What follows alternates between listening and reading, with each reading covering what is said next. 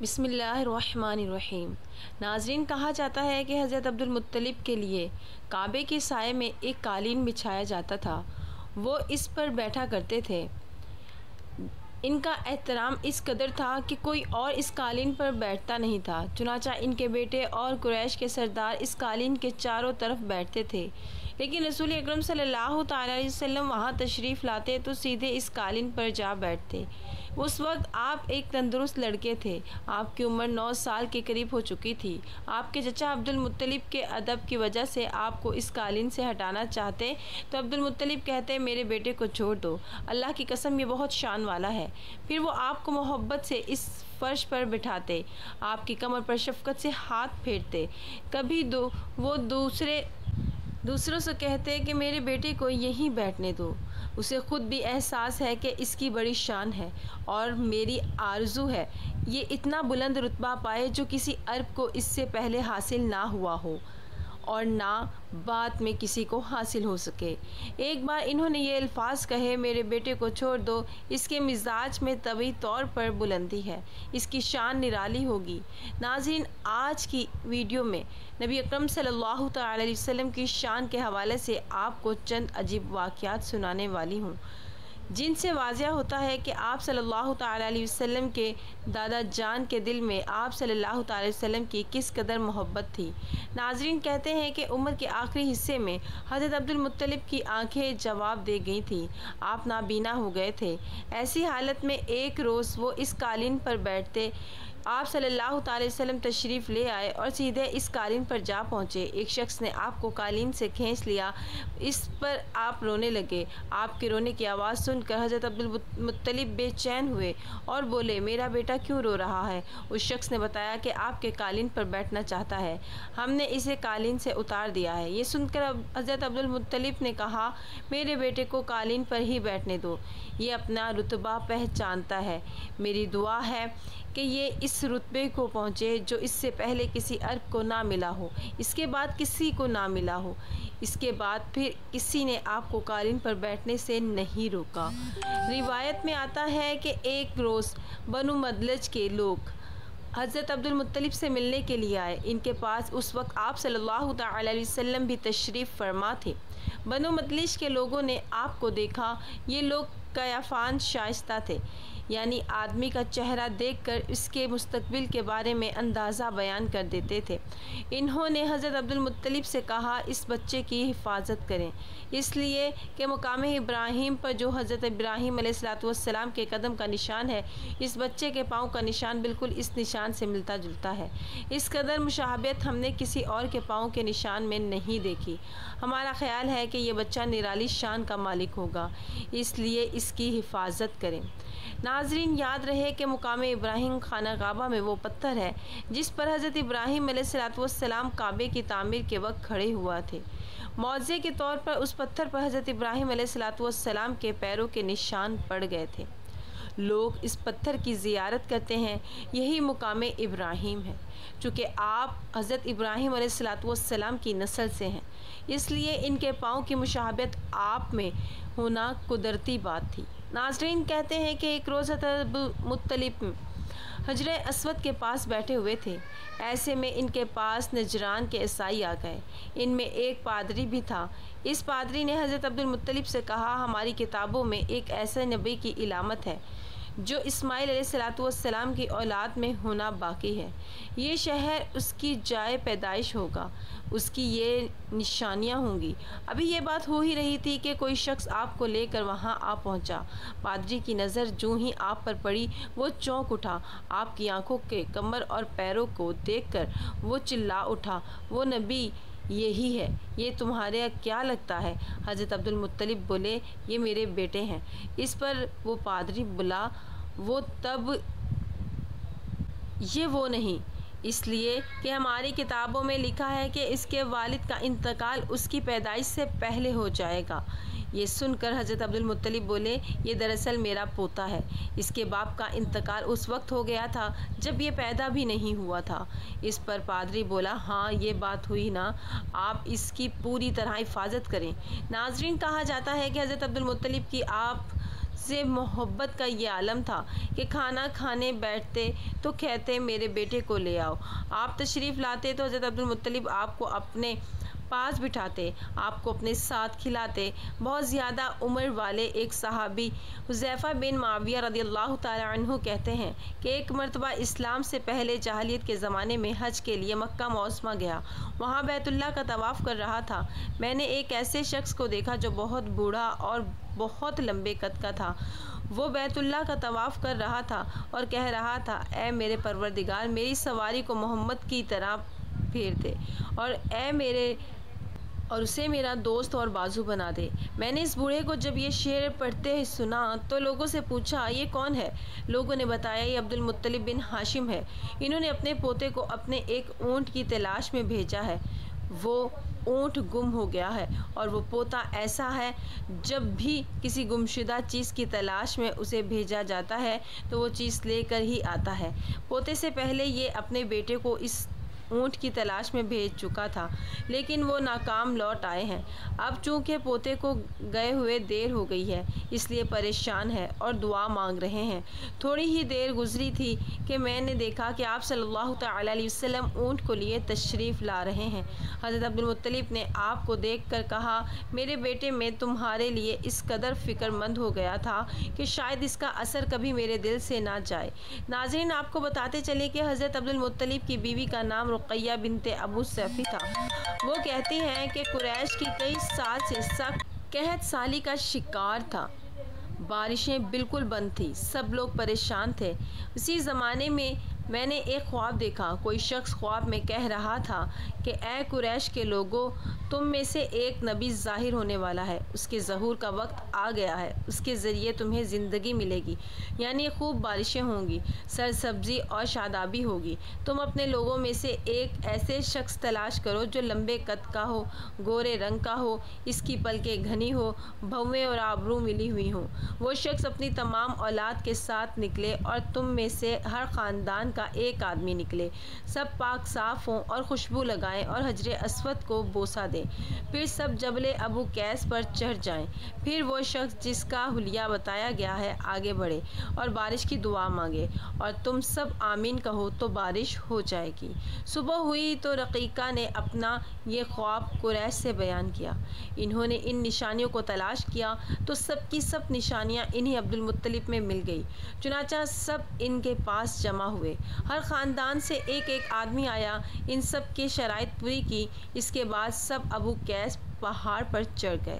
ان میں نبی اکرم صلی اللہ تعالیٰ علیہ وسلم بھی تھے، آپ اس وقت نوعمر تھے۔ پھر حضرت عبدالمطلب آگے بڑھے اور انہوں نے یوں دعا کی اے اللہ یہ سب تیرے غلام ہیں، تیرے غلاموں کی اولاد میں تیری باندیاں ہیں اور تیری باندیوں کی اولاد ہیں، ہم پر جو برا وقت آ پڑا ہے تو دیکھ رہا ہے، ہم مسلسل قحط سالی کا شکار ہیں، اب اونٹ گائیں گھوڑے خچر اور گدھے سب کچھ ختم ہو چکے ہیں اور جانوروں پر بن آئی ہے، اس لیے ہماری یہ خشک سالی ختم فرما، ہمیں زندگی اور سرسبزی اور شادابی عطا فرما دے۔ روایت میں آتا ہے کہ ابھی یہ دعا مانگ ہی رہے تھے کہ بارش شروع ہو گئی، وادیاں پانی سے بھر گئیں، لیکن اس بارش میں ایک بہت عجیب بات ہوئی اور وہ عجیب بات یہ تھی کہ قریش کو یہ سیرابی ضرور حاصل ہوئی مگر یہ بارش قبیلہ قیس اور قبیلہ مضر کے قریبی بستیوں میں بالکل نہ ہوئی۔ اب لوگ بہت حیران ہوئے کہ یہ کیا بات ہوئی، ایک قبیلہ پر بارش اور آس پاس کے سب قبیلے بارش سے محروم۔ تمام قبیلوں کے سردار جمع ہوئے، اس سلسلے میں بات چیت شروع ہوئی۔ ایک سردار نے کہا ہم زبردست قحط اور خشک سالی کا شکار ہیں جبکہ قریش کو اللہ تعالیٰ نے اس بارش عطا کی ہے اور یہ حضرت عبدالمطلب کی وجہ سے ہوا ہے، اس لیے ہم سب ان کے پاس چلتے ہیں، اگر وہ ہمارے لیے دعا کر دے تو شاید اللہ ہمیں بھی بارش دے دے۔ یہ مشورہ سب کو پسند آیا، چنانچہ یہ لوگ مکہ معظمہ میں آئے اور حضرت عبدالمطلب سے ملے تو انہیں سلام کیا، پھر ان سے کہا اے عبدالمطلب ہم کئی سالوں سے خشک سالی کا شکار ہیں، ہمیں آپ کی برکت کے بارے میں معلوم ہوا ہے، اس لیے مہربانی فرما کر آپ ہمارے لیے بھی دعا کریں، اس لیے کہ اللہ نے آپ کی دعا سے قریش کو بارش عطا کی ہے۔ ان کی بات سن کر حضرت عبد المطلب نے کہا اچھی بات ہے، میں کل میدان عرفات میں آپ لوگوں کے لیے بھی دعا کروں گا۔ دوسرے دن صبح سویرے حضرت عبد المطلب میدان عرفات کی طرف روانہ ہوئے۔ ان کے ساتھ دوسرے لوگوں کے علاوہ ان کے بیٹے اور اللہ کے رسول صلی اللہ تعالی علیہ وسلم بھی تھے۔ عرفات کے میدان میں حضرت عبد المطلب کے لیے ایک کرسی بچھائی گئی، وہ اس پر بیٹھ گئے۔ نبی اکرم صلی اللہ تعالی علیہ وسلم کو انہوں نے گود میں بٹھا لیا، پھر انہوں نے ہاتھ اٹھا کر یوں دعا کی کہ اے اللہ، چمکنے والی بجلی کے پروردگار اور گھرگھراتی والی گرج کے مالک، پالنے والے مولا، ہر مشکلات کو آسان کرنے والے، یہ قبیلہ قیس اور قبیلہ مظہر کے لوگ ہیں، یہ بہت پریشان ہیں، ان کی کمریں جھک گئی ہیں، یہ تجھ سے اپنی لاچاری اور بے کسی کی فریاد کرتے ہیں اور جان و مال کی بربادی کی شکایت کرتے ہیں، بس اے اللہ ان کے لیے خوب برسنے والے بادل بھیج دے اور آسمان سے ان کے لیے رحمت عطا فرما تاکہ ان کی زمینیں سرسبز و شاداب ہو جائیں اور ان کی تکلیفیں دور ہو جائیں۔ کہتے ہیں کہ حضرت عبد المطلب ابھی یہ دعا کر ہی رہے تھے کہ ایک سیاہ بادل اٹھا، حضرت عبد المطلب کی طرف آیا اور اس کے بعد اس کا رخ قبیلہ قیس اور بنو مظہر کی بستیوں کی طرف ہو گیا۔ یہ دیکھ کر حضرت عبد المطلب نے کہا اے گروہ قریش اور مظہر، جاؤ، تمہیں سیرابی حاصل ہو گئی۔ چنانچہ یہ لوگ جب اپنی بستیوں میں پہنچے تو وہاں بارش شروع ہو چکی تھی۔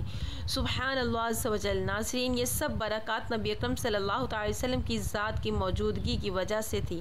جس دعا میں اللہ کے محبوب، اللہ کے حبیب صلی اللہ تعالی وسلم کی آمین شامل ہو اور وہ دعا قبول نہ ہو، یہ کیسے ہو سکتا ہے؟ اور دوسری اہم بات یہ جو معلوم ہوئی کہ یہ اسلام سے پہلے بھی قریش اور عرب کے لوگ اللہ تعالیٰ سے ہی اپنے مسائل کے لیے دعا مانگا کرتے تھے۔ مطلب یہ ہے کہ وہ اللہ کو ماننے والے تھے۔ ناظرین، اس واقعے سے نبی اکرم صلی اللہ تعالی وسلم کی شان کے ساتھ ساتھ آپ صلی اللہ تعالی وسلم کے خاندان کی شان بھی واضح ہوتی ہے کہ اللہ تعالیٰ کی طرف سے آپ کی دادی جان کو خواب آنا اور پھر آپ کے دادا جان کا اللہ کی بارگاہ میں سوال کرنا اور ان کی دعاؤں کا قبول ہونا، یہ سب خاندان نبوت صلی اللہ تعالی وسلم کی شان کو ظاہر کرتا ہے۔ روایت میں ہے کہ آپ صلی اللہ تعالی وسلم کی شان کے حوالے سے ایک اور واقعہ یوں آتا ہے کہ جب نبی اکرم صلی اللہ تعالی وسلم 7 سال کے ہو چکے تھے تو آپ کی آنکھیں دکھنے کو آ گئیں۔ مکہ میں آنکھوں کا علاج کرایا گیا لیکن افاقہ نہ ہوا۔